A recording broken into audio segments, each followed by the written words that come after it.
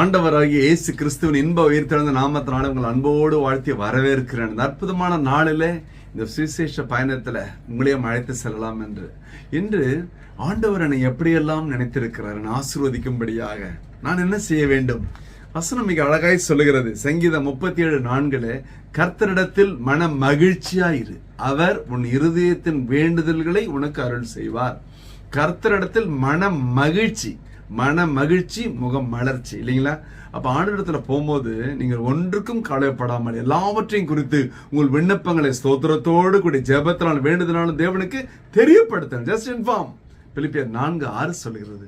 அப்படின்னா ஆண்டவர்கிட்ட போகும்போது ஒரு மன மகிழ்ச்சி இருக்கணும். பாருங்களேன், அதை விட்டுட்டு ஓன்னு அழுதுன்னு போகக்கூடாது.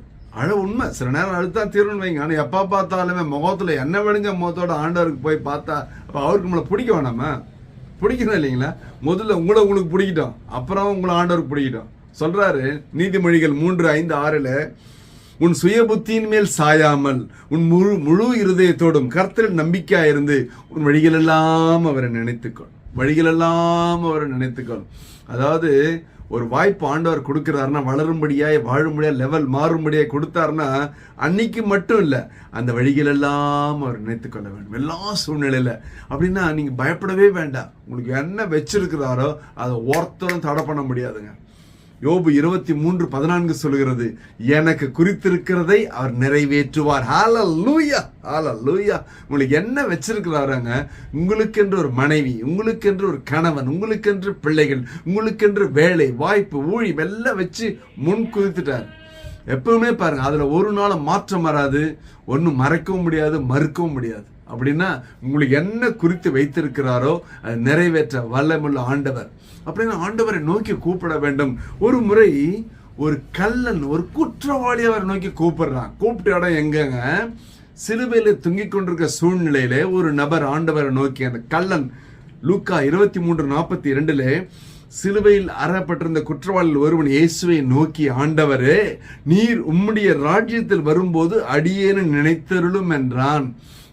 இருக்கிற இடம் 3 பேரும் சிலுவையில் தொங்கி நிற்கிறாங்க. அரை நிர்வாணமாய் பயங்கர அடி போராட்டத்தின் மத்தியில இருக்கிற சூழ்நிலையில இந்த கொலை குற்றவாளிய கள்ளன் இயேசுவை நோக்கி டைரக்டா, அப்ப சைட்ல நீங்க அது பிராக்டிகலா செஞ்சு பாருங்களேன், எப்படி கழுத்து திருப்பி இருக்க முடியும்?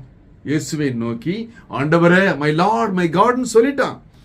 அப்ப அவரை ராஜாவா பார்க்கிறான். பாருங்க, அவருக்குன்னு ராஜ்யம் உண்டு என்று பார்க்கிறான்.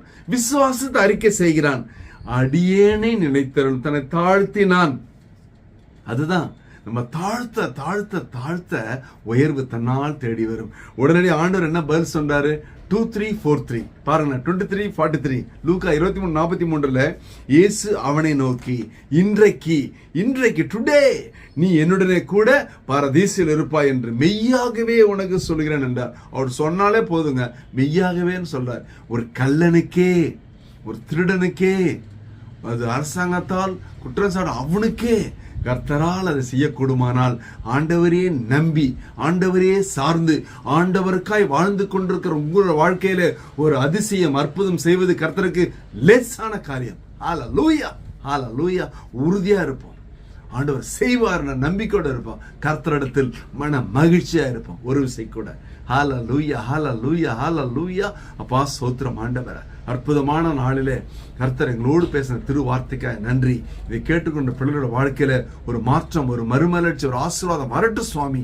தடைகளை முறித்து போடுது இயேசு கிறிஸ்துவின் உயிர்த்தெழுந்த வல்லமையான நாமத்தினால என் தேவனது செய்யும்படியாய் உடைய திரு கரங்களிலே தாழ்மையாய் தாழ்த்தி ஒப்பு கொடுத்து ஜெபித்து ஜெயம் எடுக்கிறோம் ஜீவனுள்ள நல்ல பிதாவே.